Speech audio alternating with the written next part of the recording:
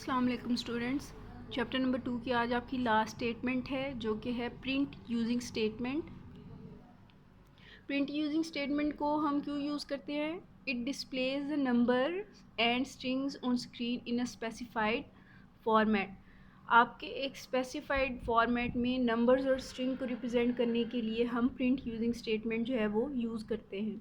Syntax क्या है? Print using लिखेंगे, स्ट्रिंग एक्सप्रेशन आएगा, सेमीकोलन आएगा, उसके बाद लिस्ट ऑफ एक्सप्रेशन आएगी जिनको हम सेपरेट करेंगे बाय यूजिंग सेमीकोलन्स। अब आपके दो बेसिकली फील्ड्स आती हैं, एक आपकी स्ट्रिंग फील्ड आती है और दूसरी आपकी न्यूमेरिक फील्ड्स आती है। यानी आप स्ट्रिंग वैल्यूज़ को कैसे रिप्रेजेंट करेंगे और न्यूमेरिक वैल्यूज़ को कैसे रिप्रेजेंट करेंगे। सबसे पहले हम स्ट्रिंग फील्ड यूज़ करेंगे। अगर तो आप प्रिंट यूजिंग स्टेटमेंट लिखेंगे। अब हम स्ट्रिंग एक्सप्रेशन की बात करेंगे कि अगर आप एक्सक्लेमेशन साइन यूज़ करेंगे एज अ स्ट्रिंग एक्सप्रेशन तो ये आपका सिंगल करैक्टर को शो कराएगा। अगर आप स्पेस और ये बैक स्लैश, ठीक है, बैक स्लैश के दरमियान स्पेसिस आएंगी।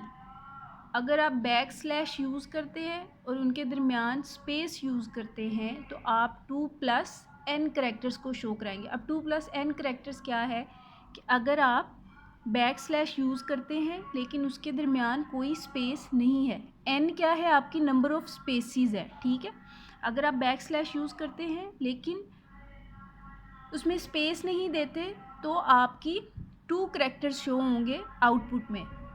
उसी तरह से अगर आप बैक स्लैश यूज़ करते हैं और दरमियान में आप सिंगल स्पेस छोड़ते हैं, ठीक है, यानी एक स्पेस छोड़ते हैं तो आपके 3 करैक्टर्स शो होंगे। सिमिलरली इसी तरह अगर आप चलते जाए, अगर आप बैक स्लैश यूज़ करें लेकिन दरमियान में आप 2 स्पेसिस छोड़ें, ठीक है, यानी 2 दफ़ा अगर आप एंटर प्रेस करते हैं तो 2 स्पेसिस आ जाती है, 2 स्पेसिस आप छोड़ेंगे तो आपके 4 करैक्टर्स जो हैं वो डिस्प्ले होंगे। इसी तरह से आप जैसे जैसे चलते जाएंगे आपके करैक्टर्स बढ़ते जाएंगे।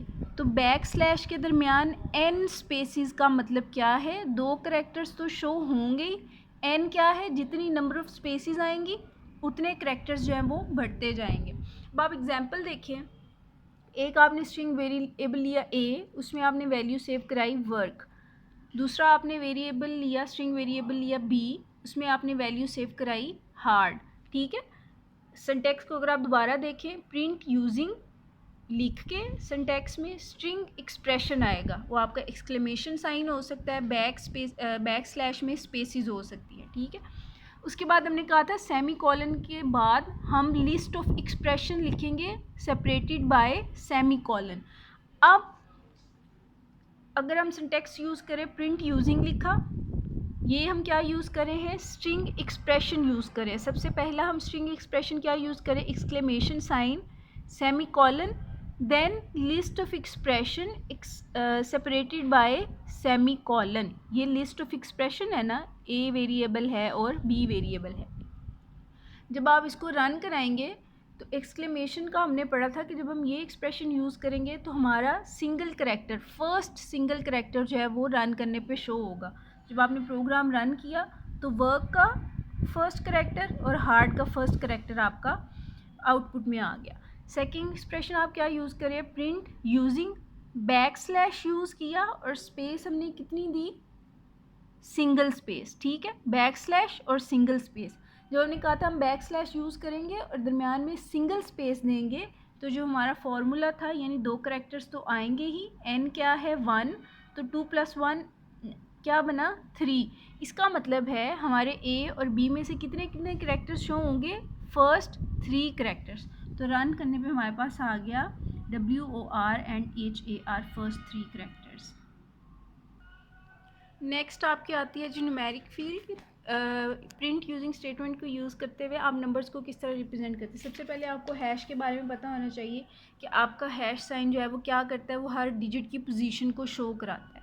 एग्जांपल आप देखें कि अगर आप यूज़ करते हैं जी प्रिंट यूजिंग, अब न्यूमेरिक फील्ड में आपका स्ट्रिंग एक्सप्रेशन क्या है? नंबर ऑफ़ हैश होंगे, ठीक है, सेमी कॉलन और उसके बाद लिस्ट ऑफ एक्सप्रेशन। न्यूमेरिक में तो आप वेरिएबल्स यूज़ ही नहीं कर रहे, तो अगर आपको कहा जाए कि इसको न्यूमेरिक फील्ड में शो कराएं by using print using statement, तो उन्होंने नंबर क्या दिए? 0.85 दिया, ठीक है। पॉइंट के इस तरफ कुछ भी ना हो तो इसका मतलब ऑटोमेटिकली ज़ीरो है।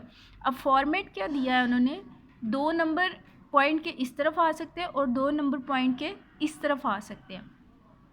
जो पॉइंट के उस तरफ वाले नंबर है वो तो ऑलरेडी 2 थे, 2 लिख लिए। इधर आप 2 ज़ीरो लिख लें या ना लिखें, ऐसे ज़ीरो से कोई फ़र्क नहीं पड़ता। अगर यहाँ नंबर लिखा होता है 88523, अब नंबर तो 4 थे, लेकिन यहाँ हमने जो स्ट्रिंग एक्सप्रेशन दिया था उसमें हमने कहा था कि पॉइंट के बाद सिर्फ 2 नंबर्स आ सकते हैं। तो आपका सिस्टम या GW बेसिक जो है वो राउंड ऑफ कर लेगा, यानी इन नंबर्स को ओमिट कर देगा, फारिग ख़त्म कर देगा। नेक्स्ट एग्जांपल है जी, प्रिंट यूजिंग स्टेटमेंट, पॉइंट के इस तरफ 3 नंबर, पॉइंट के उस तरफ 2 नंबर।